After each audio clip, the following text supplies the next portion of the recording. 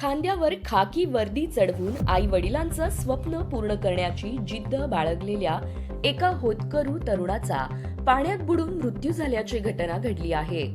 मित्रांसोबत फिरायला गेलेल्या या 21 वर्षीय तरुणाचा पोहताना खोल पाण्याचा अंदाज न आल्याने जीव गेला.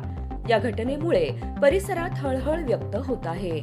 अजय दीपक पुजारी, राहणार ब्रह्मपुरी, असं मृत तरुणाचं नाव आहे. तो मित्रांसमवेत माचणूर परिसरात फिरण्यासाठी गेला होता. दुपारच्या सुमारास जटाशंकर घाटाजवळ नदीत उतरल्यानंतर अचानक पाय घसरल्यानं तो खोल पाण्यात गेला.